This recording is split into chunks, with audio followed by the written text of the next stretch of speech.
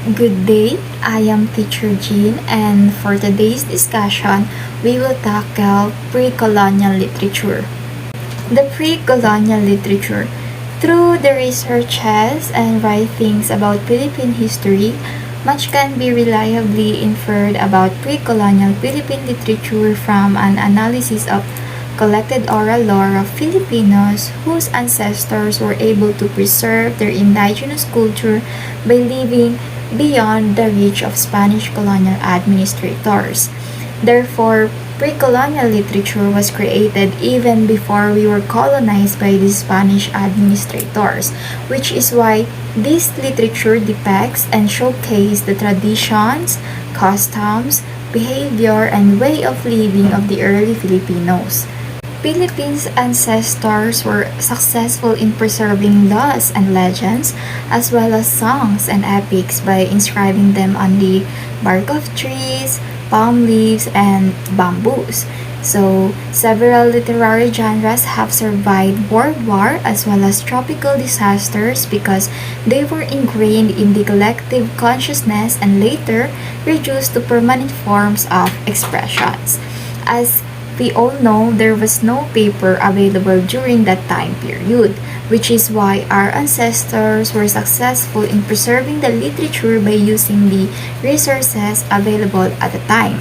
As a result, even after world wars or tropical disaster had passed, our ancestors were able to preserve the literature because it had been imprinted in the people's mind and was therefore retained. So, are you all familiar with the story of the Old West, or known as kwento ng mga matatanda in our language? Or do you remember when you were a child and your grandparents, parents, or anyone else who is older than you was telling you a story like a turtle and a monkey, or about the lazy kid, or about anything else you could think of? Well, there is. Well, this was also the method by which the early Filipinos were able to successfully preserve the literature. So they shared with their children and later on handed on to the next generation. And this practice is still in use today. That is why that literature or those literature is still up to these days. So what texts are considered pre-colonial literature? The pre-colonial literature includes all literature produced before the Spanish colonization like chants, proverbs, songs, and folk narratives. Philippine folk narratives are varied and distinct.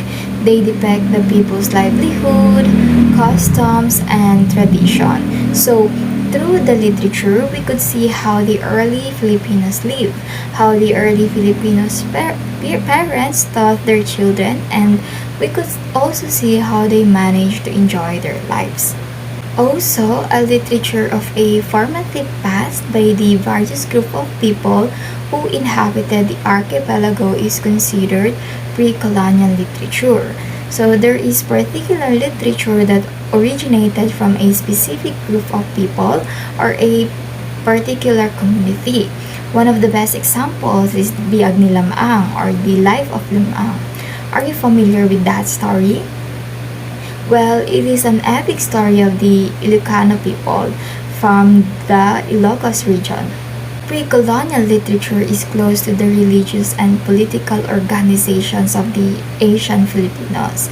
So in the early days, even before we were colonized, there was a religious and political organization. The one who managed is the Datu. They are the rulers or described in historical accounts as chiefs. So there are certain literature is made for the political organization, or in the story showcases the Datu. And lastly, verses composed and sung were regarded as a group property. Do you know how many major dialects are in the Philippines? Does anyone know? Yes, good. We have 8 major dialects, and some songs or chants are regarded as owned by a group of people because the songs and chants are classified to how it is made. For example, the ambahan of the Mangyans. that are about human relationship, social entertainment, and also serve as a tool for teaching the young. So, Mangyan refers to the Philippine ethnic group living in Mindoro Island. The first type of pre-colonial literature is a riddle, or in our language is bugtong. I know that you're all familiar with bugtong, right? Does anyone here doesn't know the riddles? Well, riddles are one of the fun games that we could play even we are just laying, sitting, or standing. It's one of the enjoyable games that doesn't need to move because the ones we're using in this is our mind. So, the characteristics of riddles are it is made up of one or more measured lines with rhymes and may consist of 4 to 12 syllables. Usually, riddles consist of 4 to 12 syllables to easily analyze the questions or the riddles. It showcases the Filipino wit, literary talent, and keen observations of the surroundings. Usually, the objects to be guessed can be also seen in the surroundings. It also involves reference to one or two images that symbolizes an unknown object's characteristics that are to be guessed. The question itself uses other objects characterize the object that is to guess. For example, it has no eyes but it can cry. It has no feet but can walk by. Or lumuluha kahit walang mata, lumalakad, walang paa. Can you guess the answer? No one? Well, the answer is ball pen. The word cry is not literally the tears of human. Instead, the word cry in the question is the ink. And that is why it can walk because we are the ones who are moving it. It is like our hand is the feet of our ball pen. Another example, I have a friend who comes with me wherever I go. Or ako ay may kaibigan kasama ko kahit saan. The answer is shadow. As we all know, our shadow is always besides us. Furthermore, that is the characteristics of riddles. It is very weak and it can make you guess what the object it is referring to. As you notice, it showcases talent because creating a riddle is not easy. You have to think about an object characterized by the object that you want to guess.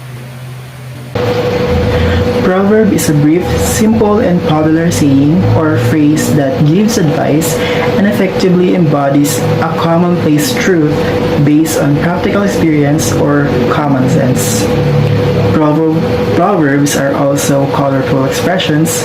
They are short sayings that express traditionally held truths. It can also be a truth expresses about life or offer advice. For example, is early to bed and early to rise makes someone healthy, wealthy, and wise. So basically, the meaning of this proverb is taking care of yourself leads to success and productivity. I'm going to give you the second example. The second example is the apple doesn't fall far from the tree. The meaning of this proverb is children often resemble their parents in both appearance and behavior. We can observe that these sentences are indeed life lectures.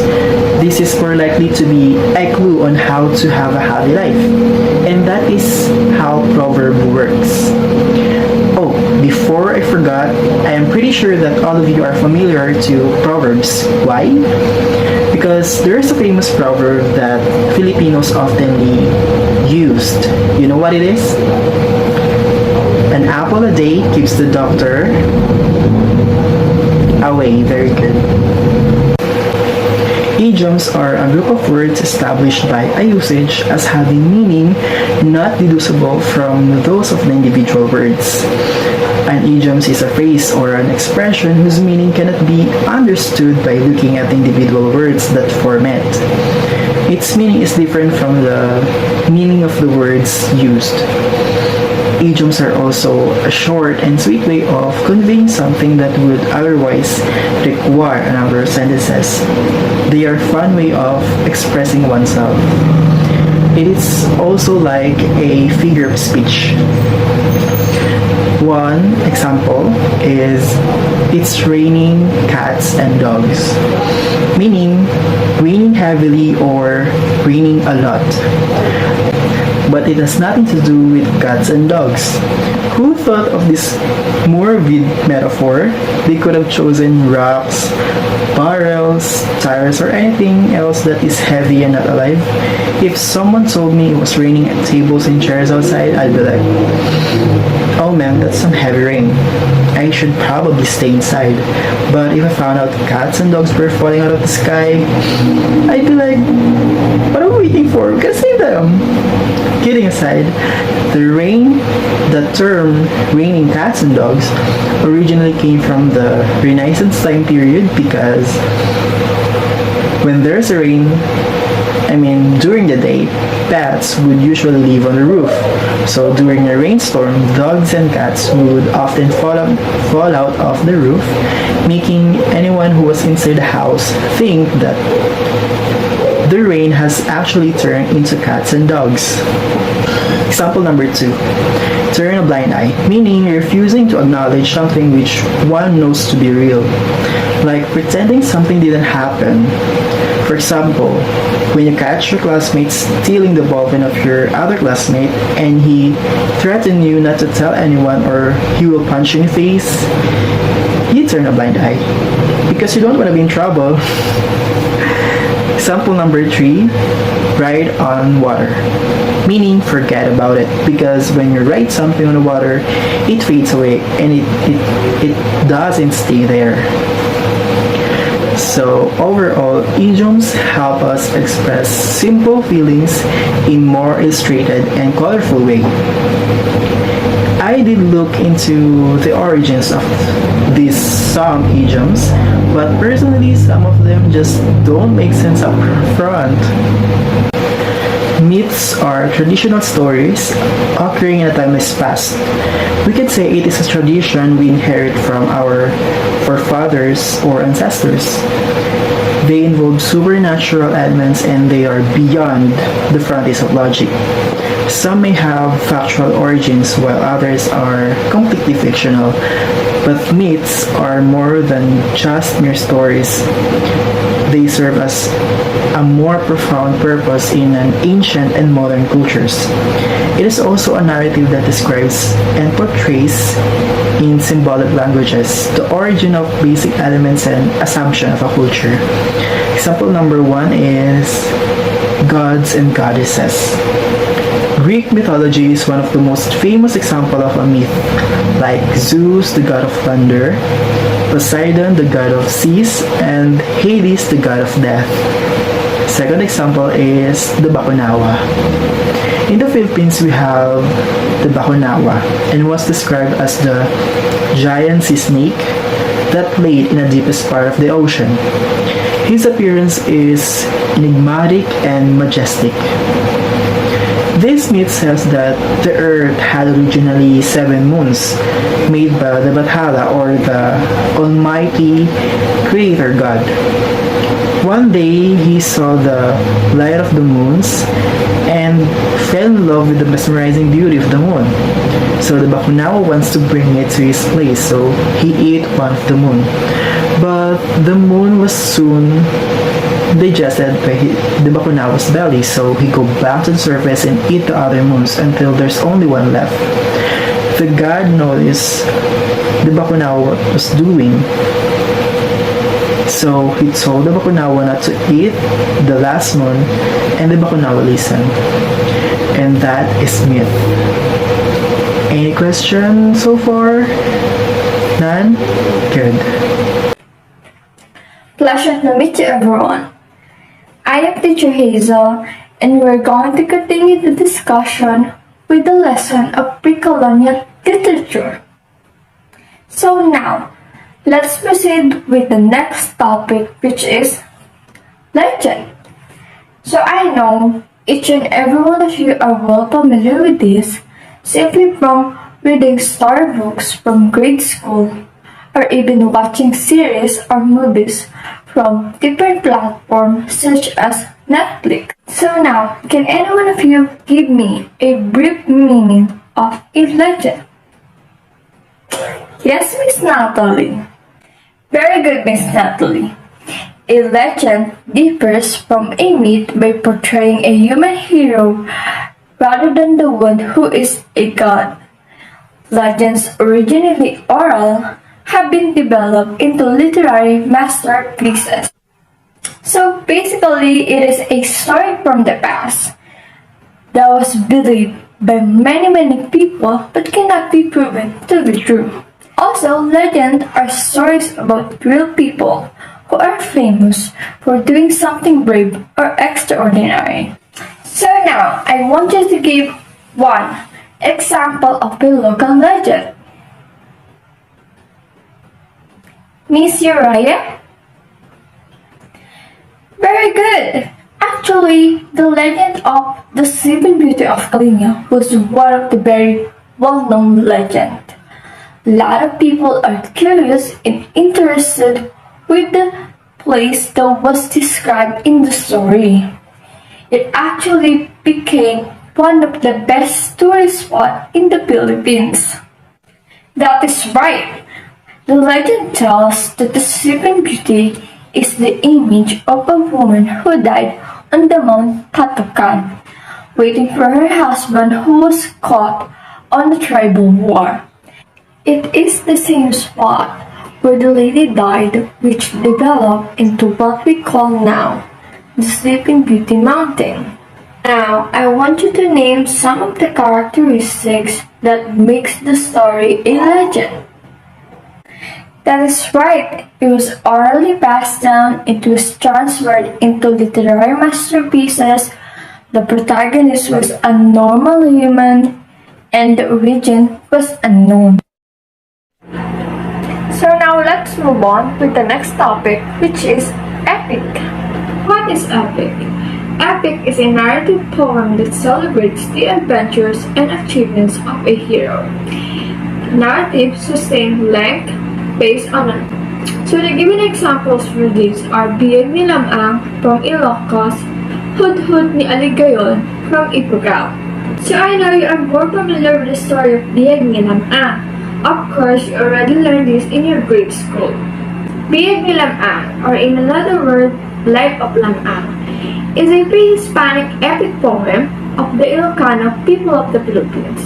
The story was handed down orally for generations before it was reported, assumably by a blunt Ilocano bard named Pedro Bucanek. Folk tales or the kwentong bayan. Characteristically anonymous, and this is a timeless and faceless tale. This kind of tale is only circulated orally among the group of people. Okay, let's have an example. Juan gathers guavas, or in Tagalog, si Juan tamad at ang bayabas. Let's have an example number 2. Why the pineapple has 100 eyes? Or bakit daw ang pinya ay maraming mata? Another one, let's have the turtle and the monkey. Ang pagong at ang matsyong. Those are kwentong bayan or folk tales, which are story circulated orally among a group of people. So let's have a folk songs. What is a folk songs?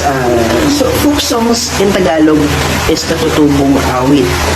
So these are lyrics.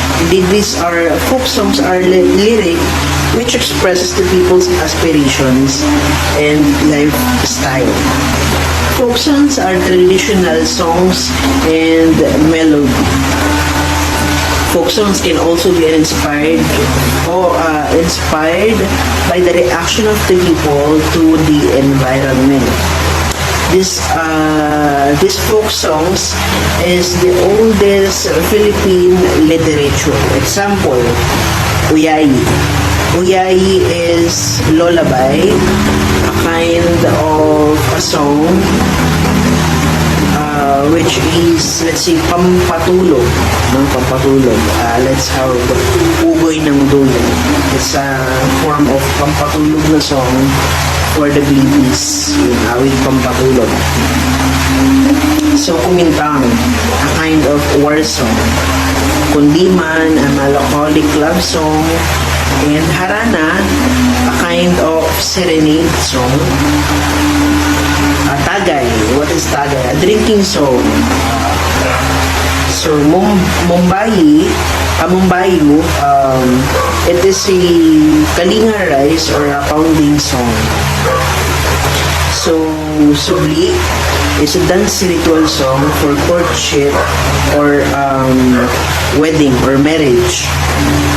So, Pagulaylay is a song for the dead. Okay? So, total learning, the pre-colonial literature and the current generation of Filipinos would have an idea of how their ancestors live and what characteristics of their society are, and what values were taught by parents to have a children of the original or indigenous characteristics of Philippine societies. Moreover, we can value it up to this today and adopt the talent of the early Filipinos through the learning of the literature. It makes us preserve and it passes from generation to generation.